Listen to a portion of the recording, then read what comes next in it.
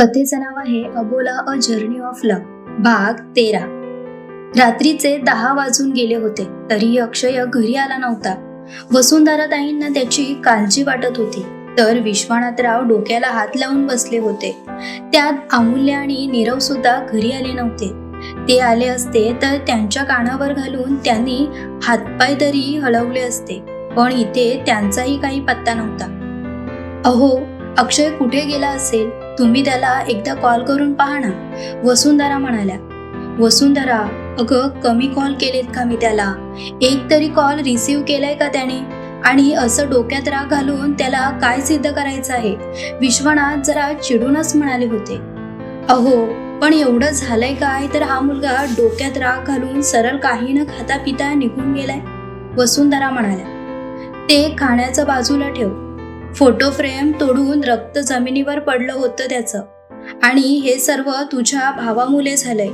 तोच त्याच्याकडे गेला होता। दोघांमध्ये काय झालं होतं काय माहिती? विश्वनाथ, अहो मग तुम्ही श्रीकांतला विचारायचं ना, तसंही आता तो काही ना काही करामती करतच बसणार। एक संधी सोडणार नाही तो आपल्या मुलांना त्रास द्यायची। वसुंधरा, तुझा मुलगा काय कमी आहे? नुसता अग्नीचा गोला आहे। त्यात नशीब समज की शांत स्वभावाची बायको तरी त्याला मिळाली आहे। विश्वनाथ, अहो मग तुम्ही त्याच्या बायकोला कॉल करून बघा ना, ती आणि नीरव पण अजून घरी आले नाहीत। ही मुलगी म्हणजे नुसतं रोबोट आहे। इकडे आपला नवरा कुठे रागात निघून गेला आहे याचीही तिला खबर नसेल। जरा बातमी तिच्या कानावर घाला, वसुंधरा म्हणाल्या। बातमी काय म्हणतेस? ब्रेकिंग न्यूज म्हण। तसंही तुझा मुलगा नेहमी ब्रेकिंग न्यूज मध्ये झळकत असतो, विश्वनाथ म्हणाले। मस्करी कमी करा, इथे मला त्याची काळजी वाटते। त्याला काही झालं तर? वसुंधरा, काही होणार नाही त्याला, तो काही कमकुवत नाहीये, राक्षस आहे। तू जरा थांब, मी अमूल्याला कॉल करतो, विश्वनाथ म्हणाले, आणि त्यांनी अमूल्याचा नंबर डायल केला। तर रिंग जाऊन ती त्यांना जवळून ऐकू आली। अमूल्य आणि नीरव दोघंही नुकतेच दारातून आत येताना दिसले। तसं विश्वनाथ त्यांच्याकडे पाहत म्हणाले, अमूल्या, अगं तो अक्षय? वसुंधरा अमूल्याजवळ येत जरा घाबरून म्हणाल्या। त्यांच्या चेहऱ्यावर टेन्शन साफ दिसत होतं। आई, काय झालंय? तुम्ही एवढ्या टेन्शन मध्ये का दिसताय? काही झालं आहे का? अमूल्याने काळजीत विचारलं। अगं तो अक्षय अजून घरी आला नाही। श्रीकांत मामासोबत वाद घालून तो कुठेतरी निघून गेला आहे। किती कॉल केले त्याला, पण एकही कॉल त्याने रिसीव्ह केला नाही। वसुंधरा यांनी अक्षयबद्दल अमूल्याच्या कानावर घातलं। मॉम, तो काय लहान आहे का असं बालिश वागायला? इथे जवळपास असेल तो, तू नको उगाच त्याची काळजी करूस, येईल तो घरी, नीरव म्हणाला। त्याला घरी यायचं असतं तर तो एव्हाना आला असता। डोक्यात राग घालून गेलाय तो। अमूल्या, तू एकदा त्याला कॉल करून बघ ना। वसुंधरा, कोण, मी? अमूल्या वसुंधरा यांच्याकडे प्रश्नार्थक नजरेने पाहत म्हणाले। तुझ्याच नवऱ्याला कॉल करायला सांगते मी अमूल्या। असं प्रश्नार्थक नजरेने का पाहतेस? तुला त्याची काळजी वाटत नाही का? अगं, चिडून त्याने हातावर जखम करून घेतली आहे। मला तर त्याची खूप काळजी वाटते। त्याला काही झालं तर नसेल ना? एकतर त्याच्यासाठी डब्बा देऊनही यांनी तो परत तसाच आणला, म्हणजे त्याने काही खाल्लंही नाही। अशात त्याला त्रास होईल अमूल्या, वसुंधरा भावूक होत म्हणाल्या। आई, तुम्ही इकडे बसा आणि त्यांची काळजी अजिबात करू नका। मी त्यांना शोधून सुखरूप घरी घेऊन येईल। नीरव, अक्षयांचं लोकेशन चेक कर, ते कुठे आहे ते पहा, आपण त्यांना आणायला जातो, अमूल्या म्हणाली। अमू म्हणजे वहिनी, अगं तो घरी येईल ना, आपल्याला जायची काय गरज आहे?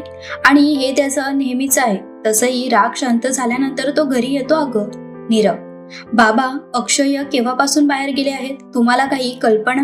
अमूल्याने विश्वनाथ यांना विचारलं। हा म्हणजे जेव्हा मी आपल्या कॉलेजच्या गेटवरील वॉचमॅनला विचारलं तेव्हा त्याने सांगितलं की तो दुपारूनच तिकडून निघाला आहे। मी जेव्हा त्याला त्याच्या केबिनमध्ये भेटायला गेलो होतो तेव्हाही तो तिकडे नव्हता। उलट फोटो फ्रेम फोडून तो निघून गेलाय। जमिनीवर रक्त पडलं होतं, विश्वनाथ यांनी माहिती पुरवत सांगितलं। बरं, तुम्ही आता काळजी करू नका, मी त्यांना सुखरूप घरी घेऊन येईल। नीरव, चल, आपल्याला जायचं आहे। अमूल्या ऑर्डर सोडत बाहेर निघून गेली। तसं नीरव सुद्धा काही न बोलता तिच्या मागे निघून गेला। बाहेर येत अमूल्याने पार्किंग मधून गाडी काढली। ती ड्रायव्हिंग सीटला येऊन बसली, तर नीरव गुपचूप तिच्या बाजूला येऊन बसला। तिने गाडी स्टार्ट केली आणि अक्षयचं लोकेशन ट्रेस करत तिने त्या दिशेला गाडी वळवली। अमू, अगं ब्रो, रागात शांत झाल्यानंतर घरी आला असता। तुला काय गरज होती त्याला असं शोधत जायची? आजकाल तुला त्याची खूपच काळजी वाटायला लागली आहे. नीरव ड्रायव्हिंग करणाऱ्या अमूल्याकडे पाहत म्हणाला, इथे काळजीचा प्रश्न नाहीये नीरव. आई बाबांना पाहिलंच ना तू, ते दोघंही किती काळजीत होते. आई तर किती भावूक झाल्या होत्या. तसं तुझ्या भावाला कुणाची पडलेली नाहीच. एक नंबरचा स्वार्थी माणूस आहे तो. अमूल्या, हो का? तो स्वार्थी आहे, मग तू का त्याची एवढी काळजी करतेस? त्याला वाटेल तेव्हा तो घरी आला असता ना. नीरव, आई काय म्हणाल्या तू ऐकलं नाहीस का? त्यांनी काहीही खाल्लं नाहीये याचा अर्थ तुला कळतो का? त्यांना त्रास होऊ शकतो, बीपी लो होईल त्यांचा. अमूल्या, बरोबर आहे तुझं. त्याच्या काळजीने तुझा बीपी वाढेल तर शुगर मुले तो काही न खाता पिता उपाशी राहिला तर त्याचा बीपी लो होईल, असंच ना? नीरव, हो असंच, अमूल्या म्हणाली. काही वेळाने अमूल्याने अक्षय जिथे थांबला होता त्या लोकेशनवर येऊन गाडी थांबवली आणि ती नीरव दोघेही गाडीतून खाली उतरले. गाडी एका सुनसान जागेवर येऊन थांबली होती.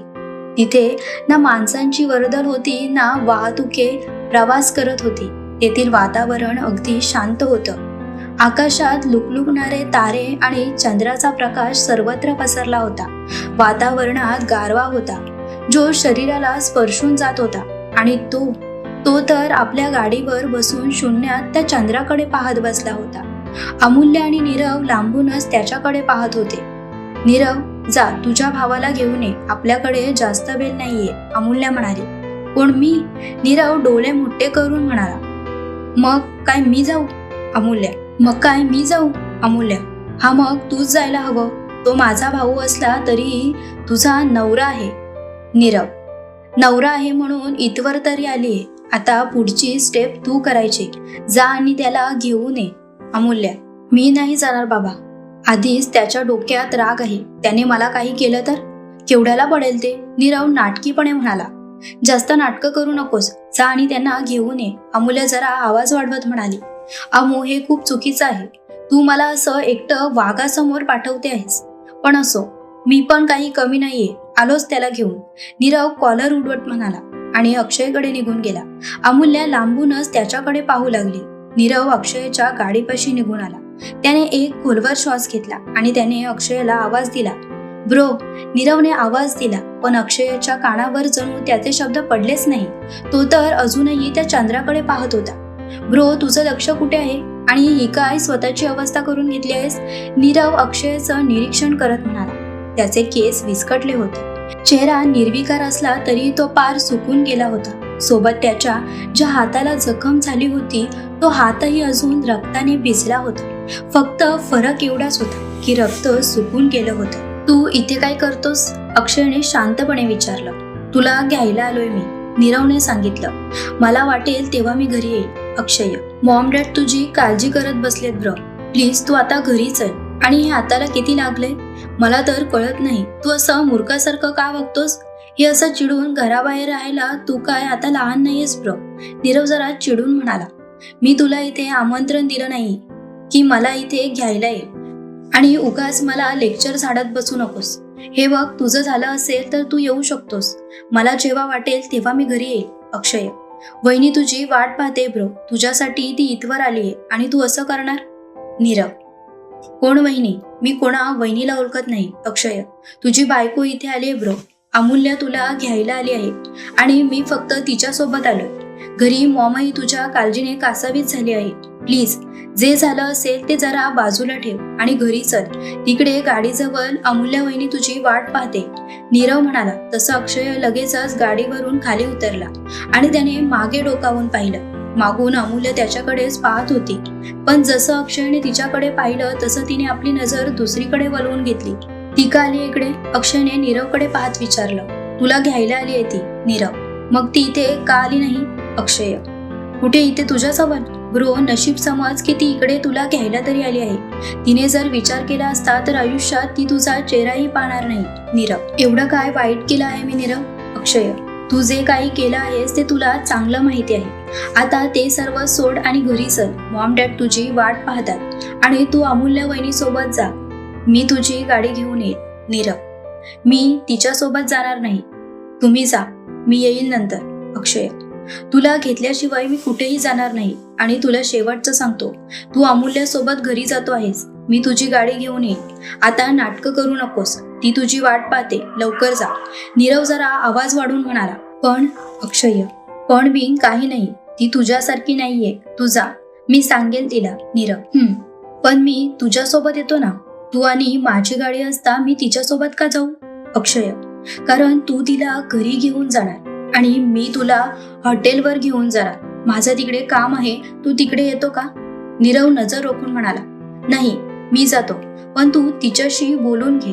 कदाचित मी तिला तिच्यासोबत गेलेलं तिला आवडणार नाही. अक्षय, तिने असा विचार केला असता तर ती तुला इथे घ्यायला आली नसती. आता तू जा. ती तुझी वाट पाहते. नीरव, अक्षय म्हणाला आणि अमूल्याकडे निघून गेला. नीरवने मात्र स्वतःला शाबासकी दिली आणि खुनशी असत तो गाडीत जाऊन बसला. पण जाता जाता अक्षयला मात्र त्याच्या बायकोला सोपवून गेला होता. कथेचा आजचा भाग आवडला असेल तर लाईक, कमेंट्स व सबस्क्राईब करायला विसरू नका. चला तर पुढील भागात लवकरच भेटू. धन्यवाद.